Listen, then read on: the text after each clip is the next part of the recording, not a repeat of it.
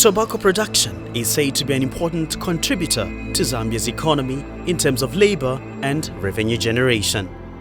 It is 7.5 times more profitable per hectare than maize. The crop is also 14 times more profitable than cotton and has great potential to contribute to the growth of the economy through employment generation, wealth creation and foreign exchange earnings. The Framework Convention on Tobacco Control FCTC is a World Health Organization WHO legal instrument which seeks to regulate the growing and production of tobacco in Zambia and the world. Beyond Research, a legal consultancy firm dedicated to justice and fairness, conceptualized and launched the national FCTC Moot Court competition in which law students in Zambia debate the FCTCs in relation to its impact on the economy, employment creation, child labor, public health in a hypothetical case between the Association of Lila Cultivators of Tobacco versus the Langarian Ministry of Health. The first ground is that the state of Langaria is not bound by the Framework Tobacco Convention control. An instrument needed to be deposited by Parliament, which has been signed by the ministers whose ministries are likely to be affected by this convention, which is a whole different picture from domestication. Regulations do not exist in Kenya. They are made pursuant to an act of Parliament. The court expects you to first accept that the facts presented are that Langaria is a monist state. Does council need some water? In a monist state, there is no procedure. As soon as a treaty is assented to, that is the final procedure. You're working on an assumption that these two other industries that provide more employment, right? We don't have the numbers. The right to development entails a right to participate, contribute, as well as enjoy economic, social, and cultural development. Was the treaty binding on the state of Langaria? From the right to development to the full enjoyment of economic, social and cultural rights, the arguments continued in stark contrast of views represented.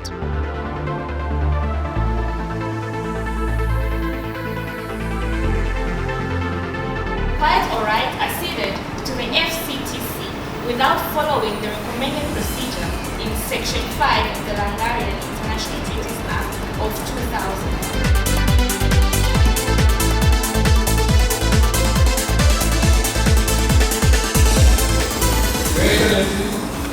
Having endeavored to show that the state of Langaria is not bound and that the constitution of Langaria has been violated, it is our humble prayer that this honorable court find for the applicant and much obliged. As indicated in paragraph 1 of the facts, it is clearly stated that Langaria is a state that is a party to many treaties, which of these mentioned specifically are the International Convention.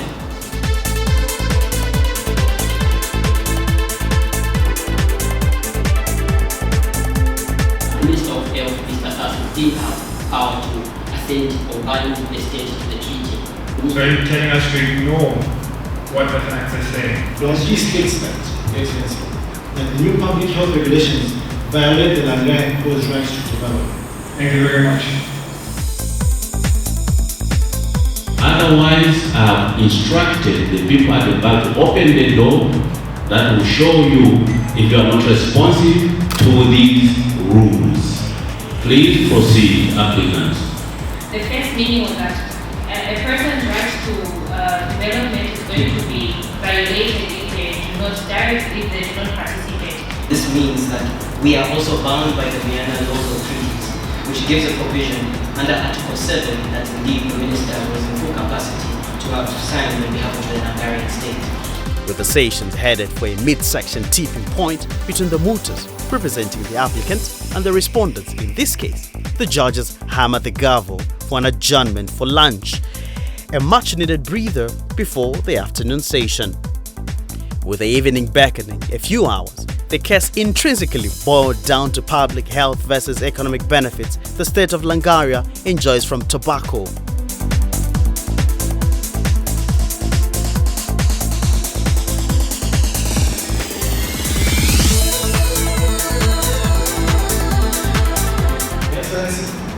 Judging by the facts that is paragraph 10 since the Minister of Health, Mr. Sasu, acceded to the treaty in his own interest. Then came the hour of reckoning.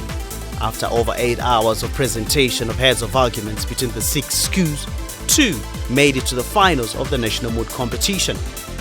At approximately 18 hours Central African time, convener of the National Moot, Executive Director of Beyond Research, Dr. Lungowe Matakala, stepped up to the podium to announce the results. I'll start with the team with the second highest score that makes it to the final rounds. Ladies and gentlemen, it's NIPA!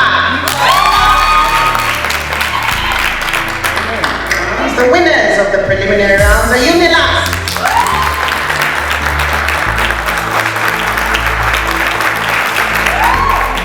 With that result neat in the bag, Dr. Matakala then announced the best oralist from the preliminary round to cap off a heated initial stage of the competition. The one student who stood out and scored the highest marks. Kamelu, please stand up. With the first day done and dusted, participants retired for the night in readiness for the finals the next day.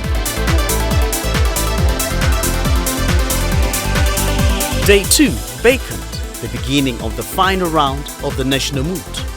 The 2 finalists were the National Institute of Public Administration (NIPA) and the University of Lusaka (UNILAS). In this final round, NIPA represented the applicant, while UNILAS stood on behalf of the respondent. It will be important at this juncture, Your Excellency, to define words that have interchangeably been used, which are accession and ratification. Who should have represented the state of Nigeria other than the minister? It appears your bone of contention is with the process along with the content of the regulations. We acknowledge the presentation of my learned colleague from the applicants that the procedure in which an international agreement can be ratified in Nigeria was not followed. I just want you to get back to the right to development versus the right to employment. How do you define the two? With the final session grinding to a close, the mooters, judges, facilitators, and those in attendance needed something to unwind the barrage of hard-hitting arguments they were faced with. Steaks and grills at Zambia's 5-star hotel, the Taj Pamonzi, provided the perfect setting for the much-needed light moment, coupled with presentation of prizes to winners, runners-up, and best memorials. Gracing the occasion was the Law Association of Zambia President Eddie K. Muitwa. The best oralist goes to Kamelu Chiesu. Mr. Chiesu walks away with 10,000 questions. Having come this far and won this competition and also being awarded best oralist in this competition just gives me a great sense of fulfillment, because what started out as a vision and a dream has turned out to be some wonderful reality.